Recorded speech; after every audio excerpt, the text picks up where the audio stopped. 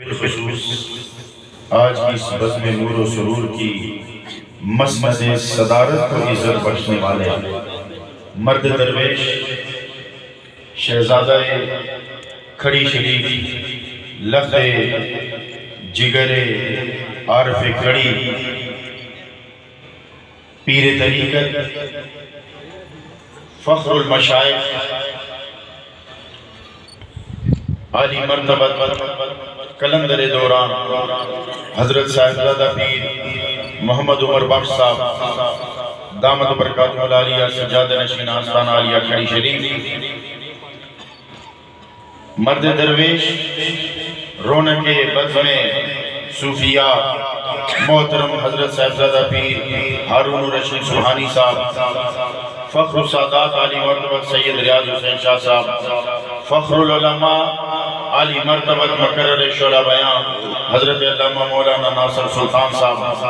اب وقت کی تنگی کی باعث میں آپ کسی اور کا نام لینا مناسب نہیں سمجھتا مختصر وقت میں، لیکن مجھے آپ کی بھرپور توجہ چاہیے ہوگی، بھرپور آپ کی طرف سے مجھے حوصلہ افزائی چاہیے ہوگی، اور مجھے پتہ چلے کہ جو کچھ میں کہہ رہا ہوں آپ احباب سمجھ بھی رہے ہیں اور پھر اس کو قبول بھی کر رہے ہیں، اس لیے مجھے آپ کی طرف سے ذوق بھی چاہیے ہوگا، بھرپور حوصلہ افزائی بھی چاہیے ہوگی۔ اس لیے حضرات محترم میں اپنی گفتگو کا آغاز ہی یہاں سے کرتا ہوں کہ نہ آئی یاد کچھ بھی ماں سوائے گنبد خضرا۔ اب آپ کے ذوق کا پتہ چلے گا، نہ آئے یاد کچھ بھی ماں سوائے گنبد خضرا، مجھے سارے جہاں سے ایسی غفلت ہو تو کیا کہنا، دامن تلک تو تیرے کب ہے دسترس مجھے، یا رسول اللہ دامن تلک تو تیرے کب ہے دسترس مجھے، تیری گلی کی خاک ہوں تو بھی ہے بس مجھے۔ اب انتہائی عزت کے قابل میرے معزز سامعین، قبلہ پیر عمر بخش صاحب کی گفتگو، صاحبزادہ ناصر صاحب کی گفتگو نے میرا عنوان بدل دیا ہے۔ اب میں سوچ رہا ہوں کہ مختصر وقت میں دو عنوان کیسے یکجا کر کے اپنے سامنے رکھوں، تو کیوں نہ پھر پیروں کے پیر کی بات کی جائے۔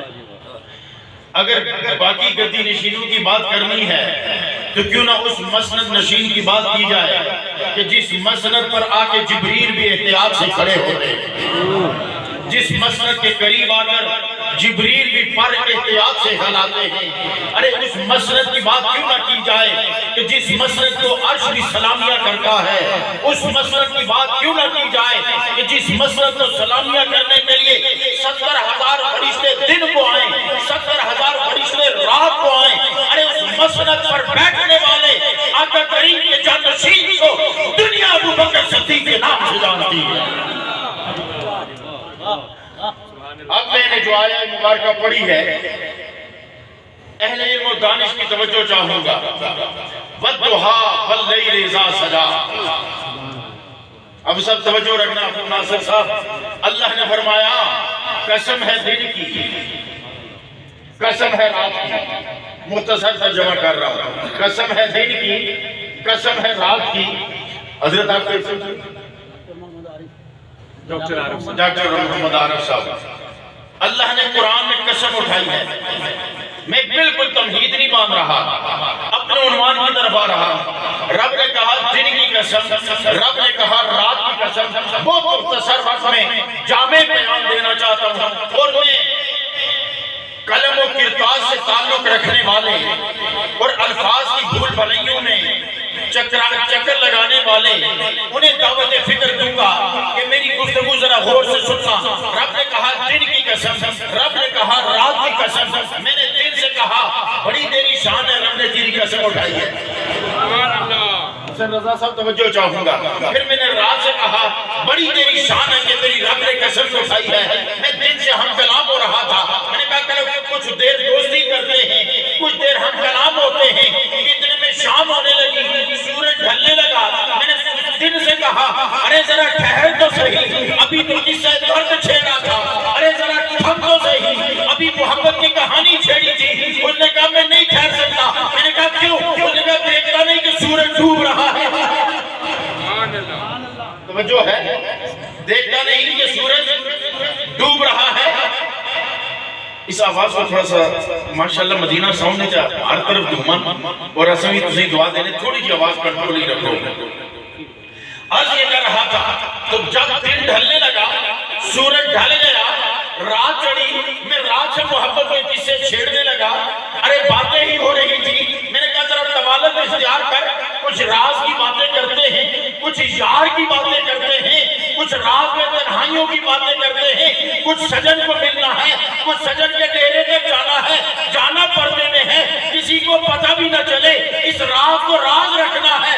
کتنے میں سورج ڈلنے لگا چڑھنے لگا تو رات نے کہا میں تو نہیں ٹک سکتی. میں نے کہا کیوں نہیں ٹکتی؟ اس نے کہا دیکھتا نہیں کہ سورج چڑھ رہا ہے. تو میں سمجھ گیا ارے دن تو بھی اپنے وجود کے لیے سورج کا محتاج اور ہے رات تو اپنے وجود کے لیے سورج کے ڈھلنے کی محتاج. میں نے کہا ربا سیدھا سیدھا سورج کی قسم اٹھا لیتا.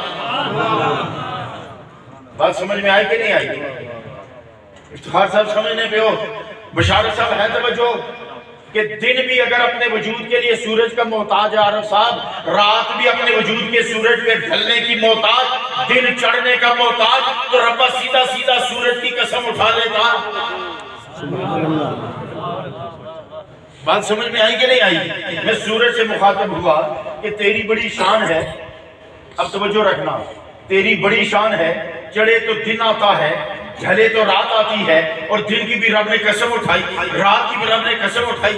تیری بڑی شان ہے سورج اترانے ہی لگا تو میں نے کہا شان تیری بھی بڑی ہے مگر یاد رکھ تیری جتنی بھی شان ہو جائے نبی کے غلاموں جیسے نہیں ہو سکتی. نبی کے غلاموں جیسی نہیں ہو سکتی. ارے تو چڑھے تو تیرا دن نکلے تو ڈھلے تو رات آئے تو رات دن کی قسم اٹھائے رب دن کی قسم اٹھائے رب رات کی قسم اٹھائے. تو میں نے سورج سے کہا تیری تو بڑی شان ہے لیکن کیا کروں علی روئے تو صبح شام نہیں ہوتی بلال روئے تو صبح نہیں ہوتی. بات سمجھ میں آئی کہ نہیں آئی؟ علی روئے تو شام نہیں ہوتی بلال روئے تو صبح نہیں ہوتی. ماننا پڑے گا شان تو میرے نبی کی ہے. سبحان اللہ. شان تو میرے نبی کی ہے. تو پھر بات یہاں تک آئی کہ وَالضُّحَىٰ سے مراد چہرہ مصطفیٰ ہے وَاللَّيْلِ سے مراد زلف مصطفیٰ.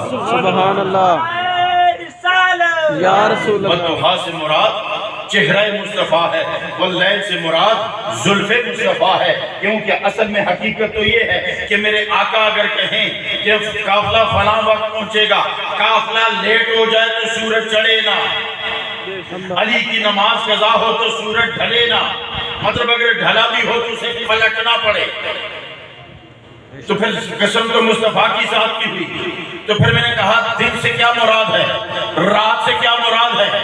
دن سے مراد چہرہ مصطفیٰ ہے رات سے مراد زلف مصطفیٰ ہے.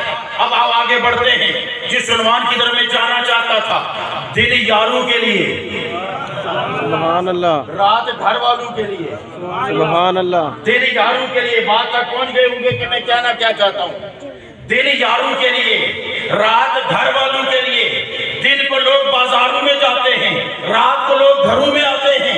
رات گھر والوں کے ساتھ ہوتی ہے دن یاروں کے ساتھ ہوتا ہے. تو دن ہو تو ممبر ہوتا ہے رات ہو تو بستر ہوتا ہے. بہت مختصر وقت ہے. دن ہو تو ممبر ہوتا ہے رات ہو تو بستر ہوتا ہے. اور میرے نبی کہتے ہیں ما بین بیتی و ممبری. سبحان اللہ. ہے توجہ کہ نہیں توجہ؟ بات سمجھ میں نہیں آ رہی. اصلی کڑیاں عمروں آلے فقیران یہ گلیں کیا سمجھا مڈھول نہیں دے تاریخ ہے کہ کڑے تے کمبرو نہیں گل سمجھنے. میں نے جو بات کی ہے یہاں تک کوئی بھی نہیں پہنچا کیا کہ تسا مائیے سنن آلے دوڑے سنن آلے تسا اس گل نہیں گہرائی تک کہاں جا پہنچو. دن ممبر کے لیے رات بستر کے لیے. ما بین بیتی و ممبری روضۃ من ریاض الجنہ. ممبر کا وارث ابو بکر بستر کا وارث علی. گھر کا وارث علی ممبر کا وارث ابو بکر. ما بین بیتی و ممبری. میرا ممبر میرا گھر. میرے آقا نے نسبت کدھر کی کہ ممبر بھی میرا گھر بھی میرا. بیچ میں جنت ادھر ابو بکر ادھر علی بیچ میں عثمان و عمر.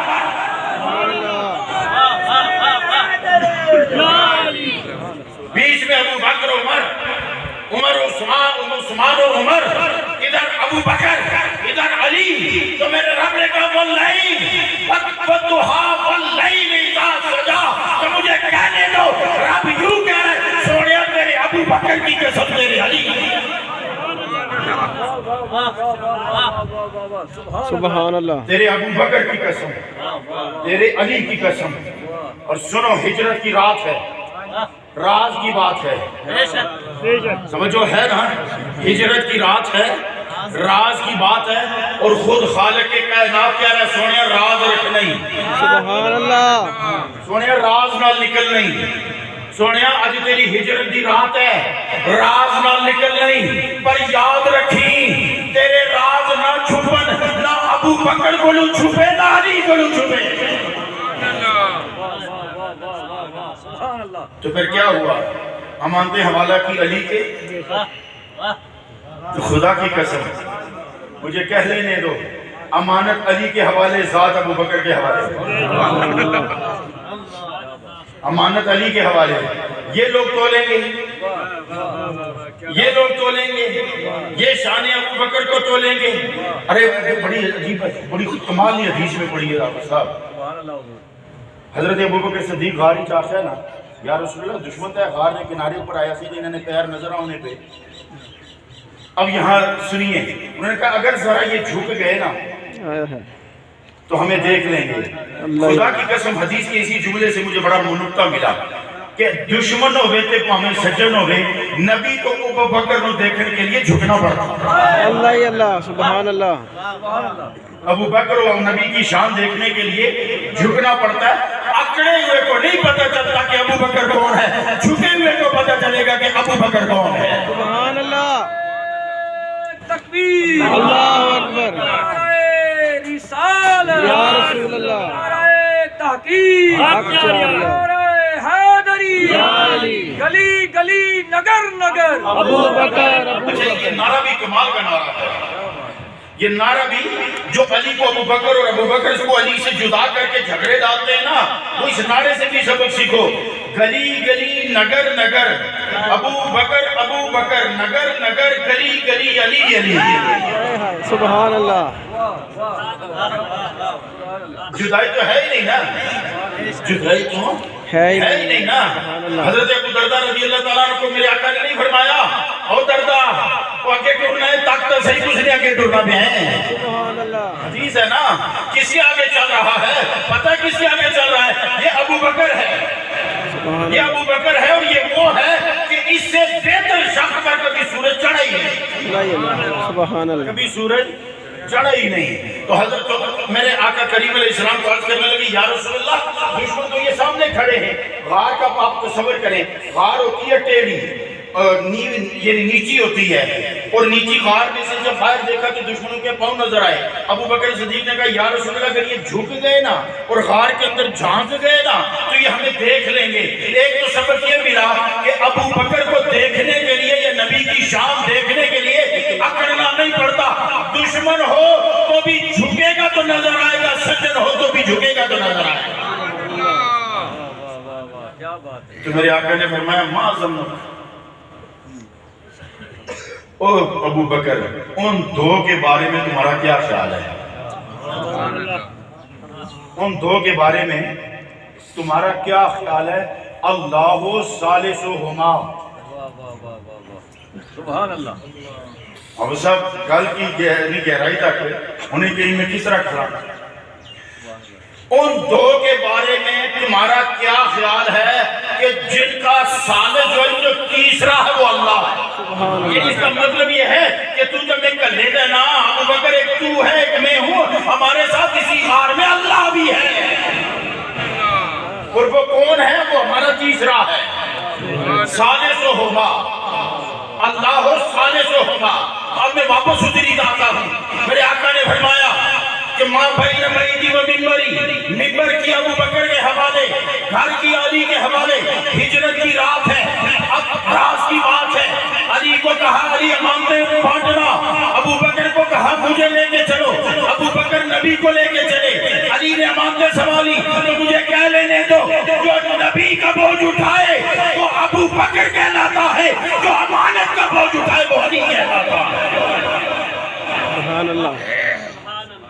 جو نبی کا بوجھ اٹھایا، اور نبی کا بوجھ کیا بوجھ آپ کیا سمجھتے ہو؟ سرکار کی جب روح مبارکہ نکلی نا، میں بڑی بڑی کتابیں نے اگر حوالے دیتے نا تو تسیں شاید اتنی سمجھ نہ آئے۔ جامعہ حقانیہ اکوڑا نے جب واقف ہونا، مولانا سمیع الحق نے نام تو سنے یا نہیں نا، انہوں نے والد صاحب عبدالحق مولانا شیخ الحدیث نے نام ہی سنیا اسی، انہوں نے بھی سنے ہوئے سمیع الحق صاحب نے نام تو سنے یا نا۔ جامعہ حقانیہ اکوڑا، وہاں کے دارالافتاء کے انچارج مولانا مفتی صاحب، مفتی اب میرا نام میرے ذہن میں نکل گیا ہے، مفتی محمد فرید، وہ اپنی کتاب ملفوظات فریدیہ میں لکھتے ہیں،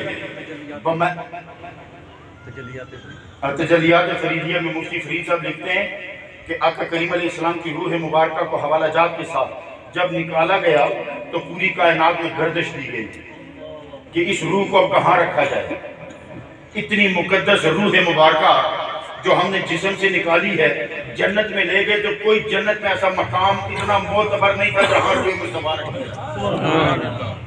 عرش تک لے کر گئے تو وہاں بھی نہیں تھا کوئی ایسا مقام جہاں روح مصطفیٰ رکھی جاتی، تو رب نے فرمایا کہ اے اسرائیل یہ روح ادھر ہی لے کے جا، جس دھڑ کو میں نے اس جسم اس روح کے لیے چنا ہے یہ روح وہی رہے گی، روح کو لوٹا کے جسم محمد میں رکھا گیا۔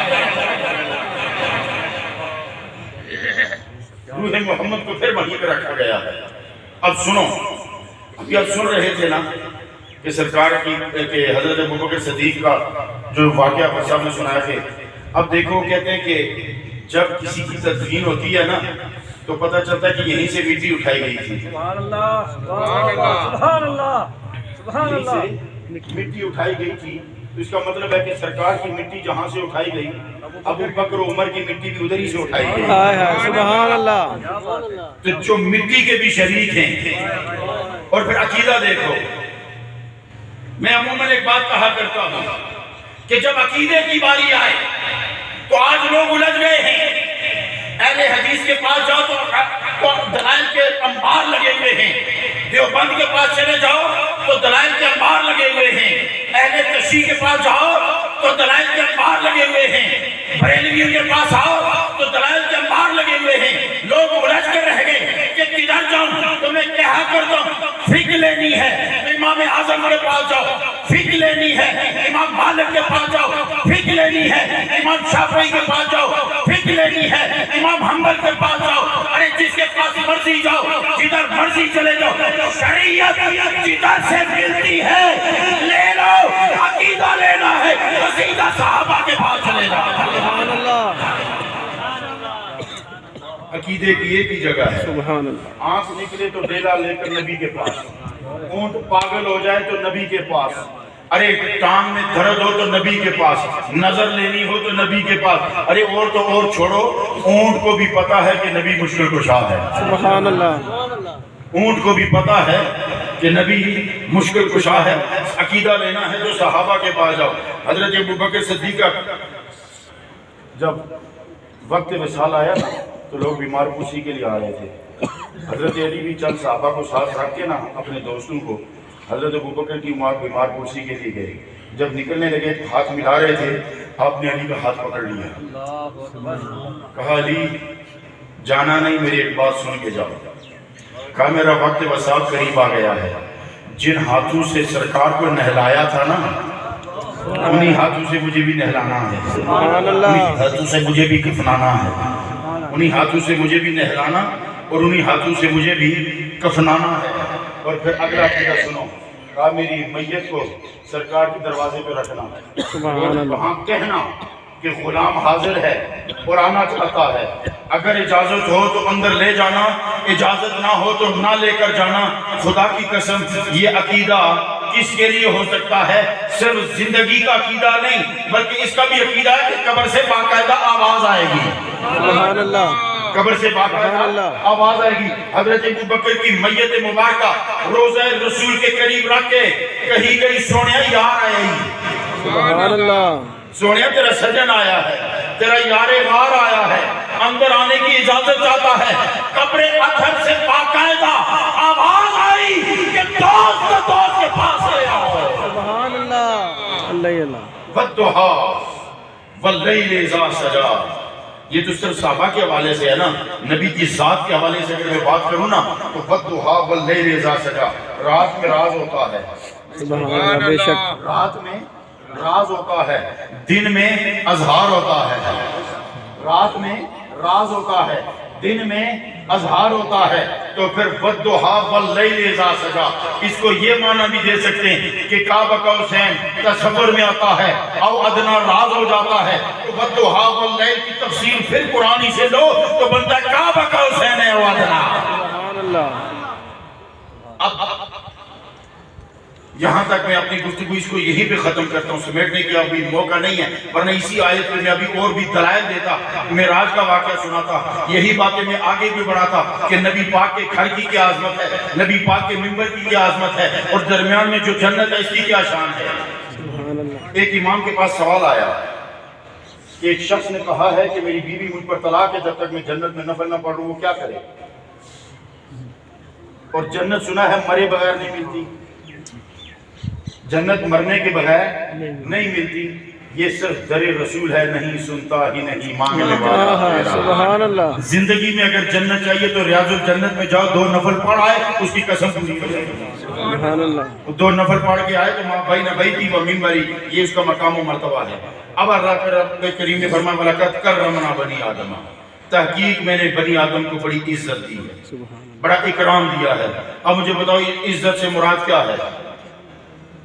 اگر دولت ہے تو اپنوں کو بھی دی، بیگانوں کو بھی دی، اولاد ہے تو اپنوں کو بھی دی، بیگانوں کو بھی دی، پکا گھر سجن کو بھی دیا، دشمن کو بھی دیا، دولت اپنوں کو بھی دی، غیروں کو بھی دی، زندگی اپنوں کو بھی دی، غیروں کو بھی دی، اناج اپنوں کو بھی دیا، غیروں کو بھی دیا، پانی بیک وقت مسلمان کی پیاس بھی بجھاتا ہے، ہندو کی پیاس بھی بجھاتا ہے، یہودی کی پیاس بھی بجھاتا ہے، سب کی پیاس بجھاتا ہے، پانی بیک وقت سب کی پیاس بجھاتا ہے، مگر یہ پانی جب نجم الدین کبریٰ کے ہاتھ میں آئے تو فخر الدین رازی کا ایمان بچاتا ہے۔ سبحان اللہ۔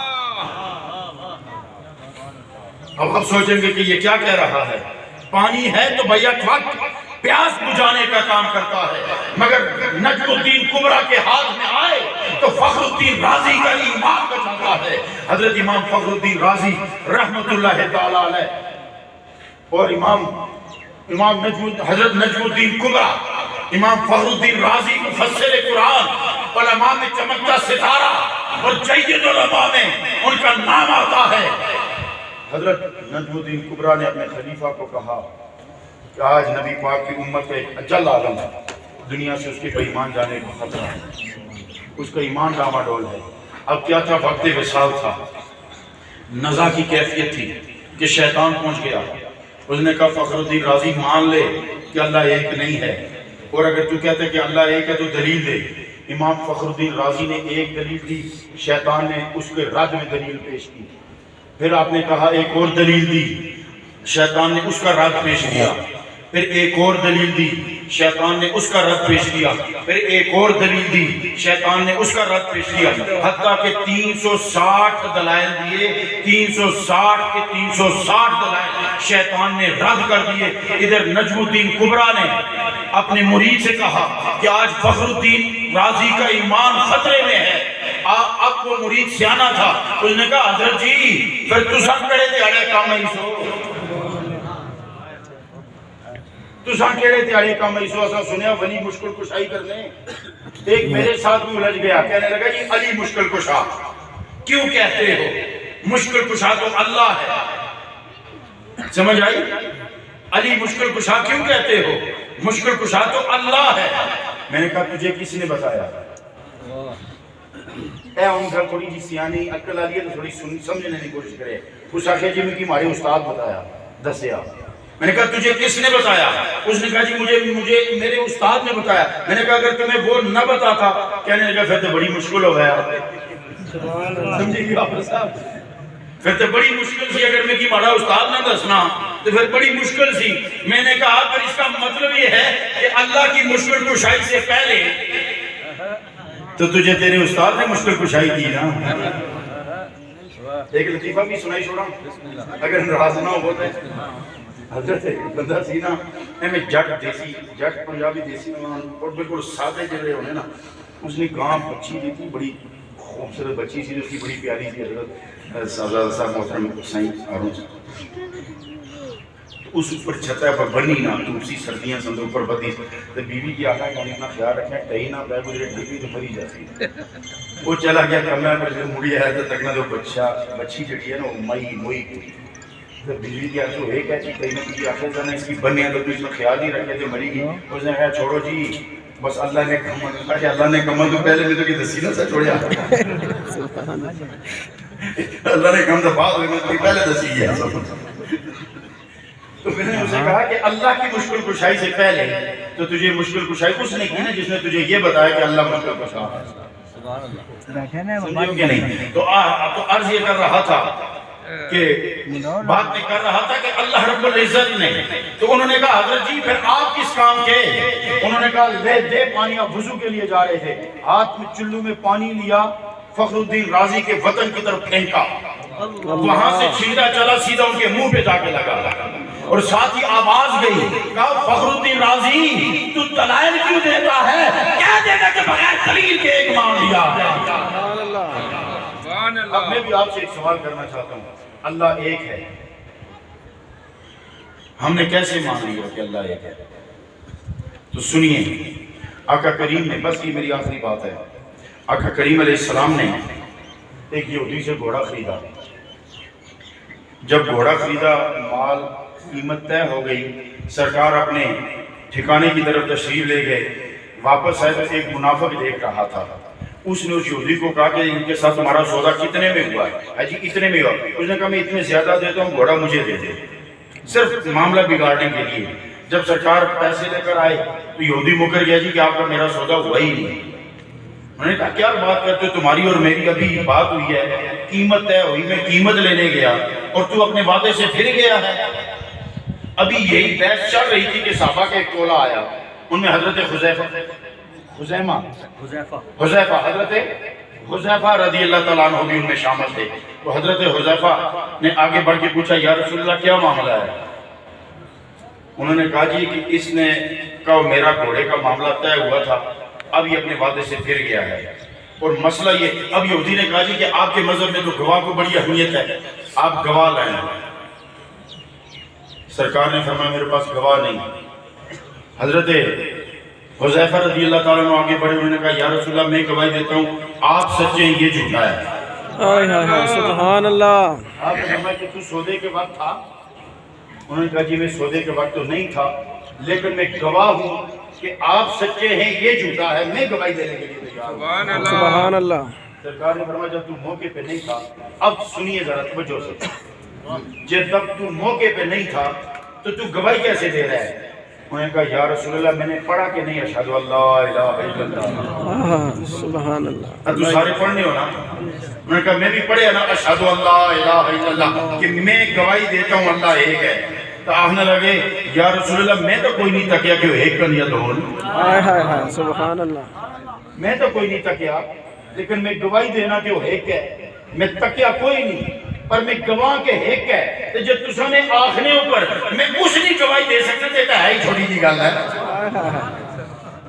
اور پھر سنیے سرکار کا فیصلہ سنیے، سرکار نے فرمایا کہ پھر سن لو حذیفہ، سن لو کہ ہر جگہ دو گواہوں کی ضرورت ہوگی، مگر تو جہاں کھڑا ہوگا تیری ایک گواہی دو کے برابر ہے۔ سبحان اللہ۔ جس وقت قرآن اکٹھا ہو رہا تھا نا، بس آخری میرے خیال وقت بہت تھوڑا ہے، تو اللہ تعالیٰ آپ کی میری ہم سب کی حاضری اپنے دربار کریمانہ میں قبول منظور فرمائے۔